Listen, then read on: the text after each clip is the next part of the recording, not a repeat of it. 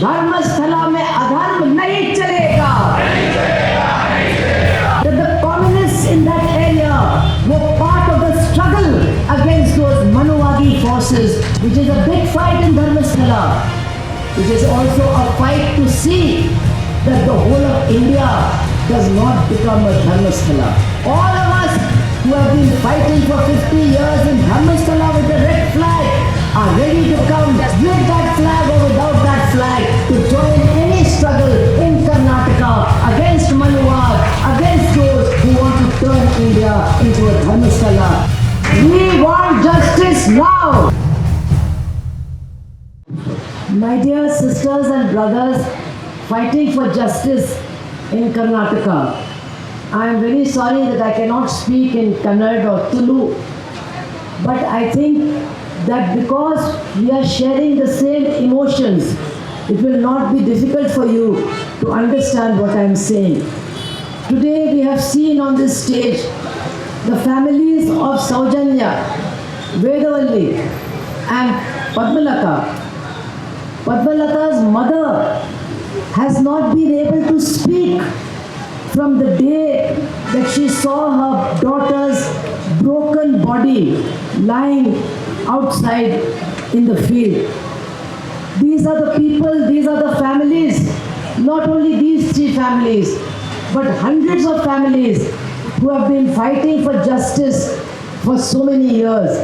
And today, all of us here must tell them, now your fight is going to end because we are going to demand justice now. Our slogan is, we want justice now. Please repeat after me.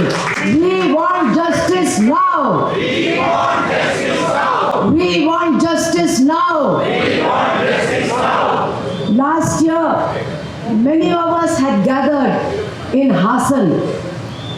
In Hassan, we were fighting only one evil man, Prajwal Revanna. But hundreds and thousands of us, we gathered in Hassan. He was about to get bail, but we were there and we said, no bail, only jail. And our struggle, the struggle of the progressive, democratic people of Karnataka have sent Prajwal Revanna to jail, and now he has been sentenced and he is going to die inside the jail because of this fight for justice.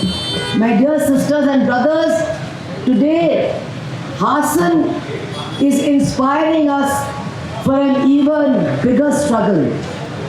In Hassan it was one evil man. Here it is a whole evil system. Since the last 5-6 days, I have been reading about Dharmasthala. I have been trying to understand what is this system in Dharmasthala that we are fighting. And I can only say this system in Dharmasthala is the real system of Manuwad.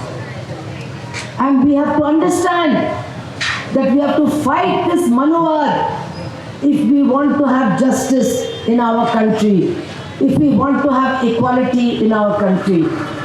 What was there in Dharmasthala and still today? People who have got religious power, money power, land power. How did they use this power? To take away the land of the Dalits, the untouchable community. In the last 50 years, this is what they have been doing.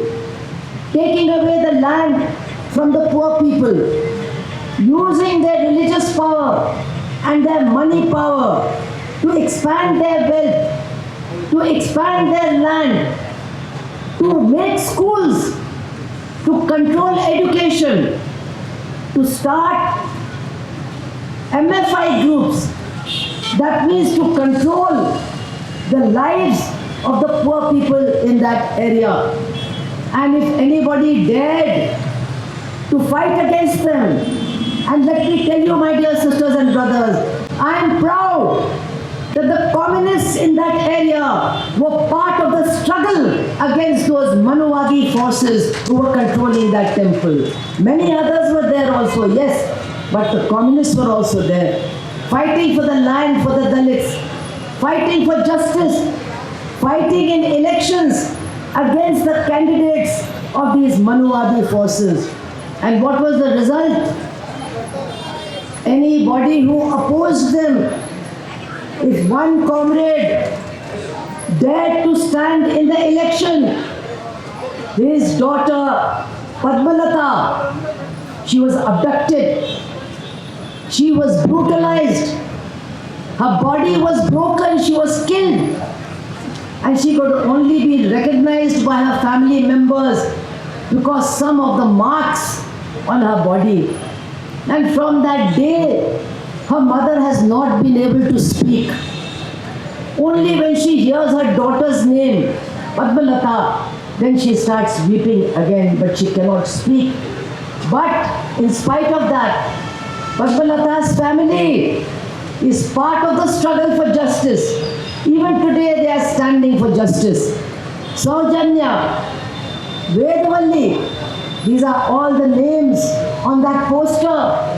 Their families are here, and we want to tell them, all of us, that we are with you. We are with you till we get justice. And we will get justice when there is no adharma in Dharmasthala. Our slogan should be, Dharmasthala mein adharma nahi chalega. I cannot say it in Kannada. I can only say it in Hindi. Dharmasthala mein adharma nahi chalega, nahi chalega. At least you can say nahi chalega, nahi chalega. Dharmasthala mein adharma nahi chalega. Dharmasthala mein adharma nahi chalega. I want to tell you, my dear sisters and brothers, that it is not as if Dharmasthala is something only from the past. It is not something that we should feel, oh, it happened 50 years ago, it happened 60 years ago. This is something from the past. No. We have to fight for Dharmasthala, for justice now. But we have to also understand that there are very strong forces in our country, ruling our forces, who want to make Dharmasthala the future of India. Who are these forces? They are the people who in 1949 declared, we do not accept this constitution of Dr. Ambedkar. They are the people who burned Dr. Ambedkar and Jawaharlal Nehru's effigies in the Ramlila Maidan in Delhi, and they only set fire to Nehru's effigy. But Dr. Ambedkar's effigy, they beat with their chappals and they said Murdabad when they were burning his effigy. These are the people for whom Dharmasthala is not the past, but Dharmasthala is the future. Because they do not accept the constitution. They have stated, we do not believe in this constitution. We want to replace this constitution with Manusmriti. And what we see in Dharmasthala is Manusmriti in action. Manusmriti being implemented. What does that mean, my dear friends, my dear sisters and brothers? That means that poor people, Dalits, very poor backward caste people, they will not have the right to own land. All the land will be taken away from them. This has happened in Dharmasthala, and this is what Manusmriti says, that those who belong to the lowest castes, they have no right to own land. That is why I say Dharmasthala is not only the past, Dharmasthala is the future that RSS and its political party are putting before us, that this is our future. This is what the future of India should be. Not only that, I have read in that pamphlet that those people who became the owners of that temple, became the owners of that land in the time of the British, were British supporters. They were anti-national. They were against Tipu Sultan, who was fighting the British. They supported the British. And as a result, they were given the land. They were given the temple. I have been told also that a big statue of Gautam Buddha has been found in a pond over there. What does this tell us? This tells us that this is part of a historical struggle that has been going on in our country. A struggle between blind faith, superstition, Brahmanvad, and logic, and castelessness, and a society which promotes castelessness, and bhaichara, that is solidarity, and good feelings between human beings. So all these things we have to remember from the past. Buddha's statue is broken, thrown into a pond, and those who support the British against Tipu Sultan are given the land, given the temple, given religious power, money power, every kind of power to exploit the poor people in the region. And even after independence, so many governments have come in Karnataka. Great people have had governments in Karnataka. Somebody has come, somebody has gone. But in Dharmasthala, whatever the government, the same people have had the power to do as they pleased, take away the land from the poor. The government said, we are giving pattas to Dalits. We are doing land distribution. And immediately, Dharmasthala people went to the court. They are fighting hundreds of cases in the court because they have all the money.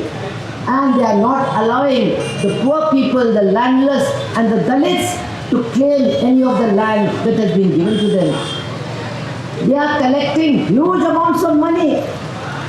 They are collecting huge amount of jewelry and gold. And they have created a situation where nobody can speak against them. I want to tell you, my dear sisters and brothers, that is the system now that the present government is trying to implement in the whole country. A system in which nobody can raise their voice against the government and its beliefs. Do not forget Kalburgi was killed in your Karnataka. Do not forget Gauri Lankesh was killed in Karnataka. Why? They were not terrorists. They were not carrying guns. But their ideas, their thoughts, and their writings were considered dangerous by those who are committed to Manusmriti, who want to implement Manuvad in this country. That is why we should understand the importance of this battle today against Dharmasthala. These are people who were anti-national. They supported the British. They were toadies of the British. They got the temple. They threw Gautam Buddha into the pond.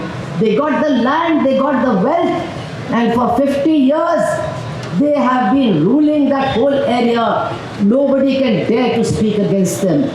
Not only these 3 young women were murdered brutally, no, 400 unnatural deaths. What kind of government is this? We are saying people are being murdered, women are being raped, people have disappeared, and the government says, no, this is unnatural death. मतलब ऐसी मौत जो प्राकृतिक नहीं है, पता नहीं कैसे मर गए लेकिन मर गए. We don't know how they died, but they have died. What is this government?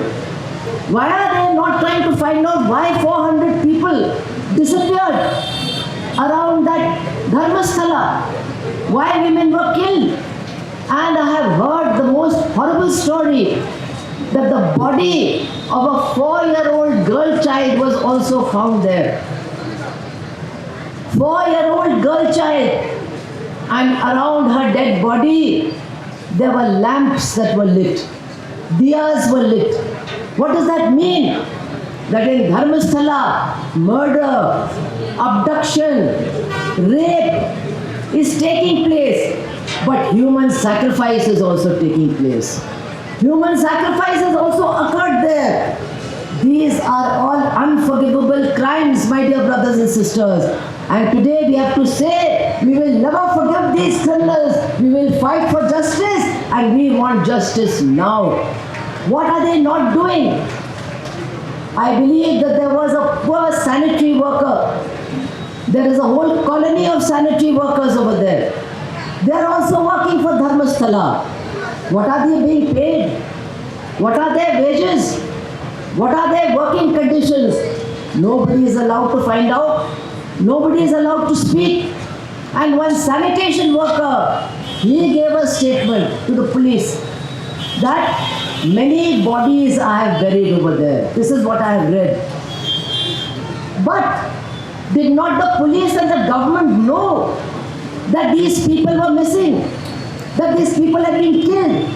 And now I think they are trying to punish that sanitation worker for having gone to the police. I don't know. I read that he is also being punished. So we must demand that he should not be punished because he has only dared to tell the truth. Now the government says we have instituted an SIT. What is the SIT going to do? We are not very convinced.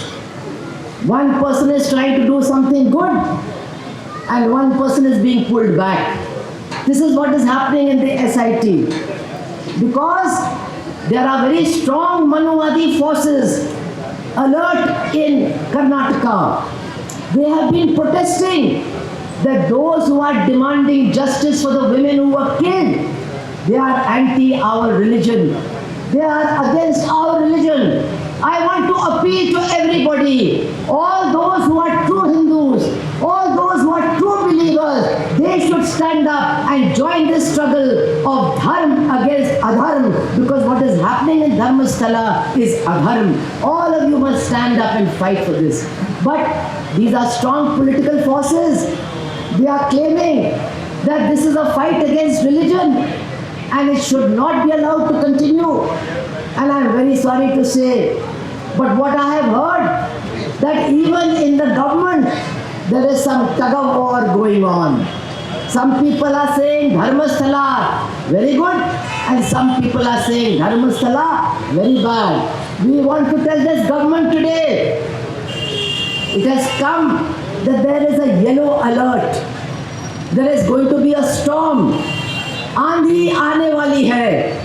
I want to tell this government on behalf of this crowd, it is not a yellow alert, it is a red alert. If you don't do justice, then we will not stop at anything. We will see to it that you are forced to do justice to the victims and the poor people of Dharmasthala.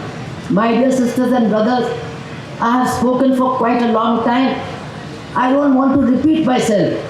I just want to say that if we want to protect what is our real holy book, which is our holy book, it is the socialistic, secular and democratic constitution of our country based on brotherhood and equality. That is what we have to protect. That is what we have to fight for. And so our fight, which is a big fight in Dharmasthala, it is also a fight to see that the whole of India does not become a Dharmasthala. Because the people who are ruling in Delhi, the people who are doing vote chori, you know what is vote chori? Somewhere somebody will become a voter, maybe he lives in Uttar Pradesh, and he becomes a voter in Karnataka. And somebody who is living in Karnataka, his vote is cancelled and he is not made a voter. So now these people who vote chori by hook or by crook, using all the agencies, using all the constitutional agencies, they want to come to power for what? If you want to come to power to do something good, it's okay. But they want to come to power to rule according to Manusmriti. And don't forget, just like those priests of Dharmasthala were toadies of the British, these people are also old toadies of the British. They never fought for freedom. They never fought for independence. In fact, they fought against those who were fighting for freedom. They also supported British and British rule. And now they have opened their cards. They are telling us very clearly what you are seeing in Dharmasthala, we want to do in the whole country. We will control education, and we will see that children of poor people are not allowed to study. We will control the whole country, and we will see that no land belongs to Dalits, to the landless, to the poor, to the backward caste people. We will see that whatever land they have is snatched away from them. We will ensure that women are denied all their rights, because that is what Manusmriti says. Women of every caste, from the top to the bottom, they will have no rights. No rights at all. And that is what Dharmasthala is also saying. If any woman speaks, or her father speaks against us, or she speaks against us, she will be raped, she will be killed, she will be thrown her place. And that is what the new Manuvadis are saying. Women will have no rights. Women will not be able to speak. Women will not be able to protest. Women will not be able to protect themselves. And therefore, my dear sisters and brothers, yes, today we are fighting for Dharmasthala. Yes, we are fighting for Dharmasthala. We are saying Dharmasthala mein adharm nahi chalega. Yes, but we are also fighting. We will not let India become a Dharmasthala. We will not let our country become a Dharmasthala. We will fight to protect our constitution. We will fight to protect secularism. We will fight to protect democracy. We will fight to protect brotherhood and equality of all men and women who are born in this country. That is our fight, and I want to tell you that whenever you call upon any of us who are fighting in Uttar Pradesh, in other parts of India, whenever you call us from Karnataka, whether it is Hassan, whether it is Davangere, or whether it is Bangalore, we are always ready to come. All of us who have been fighting for 50 years in Dharmasthala with the red flag are ready to come with that flag or without that flag to join any struggle in Karnataka against Manuwad, against those who want to turn India into a Dharmasthala. And with these words, and once more appreciating from the bottom of my heart the sorrow and the struggle of the families of those who have been killed and tortured, I will take your leave. Thank you all very much. Inqilab Zindabad.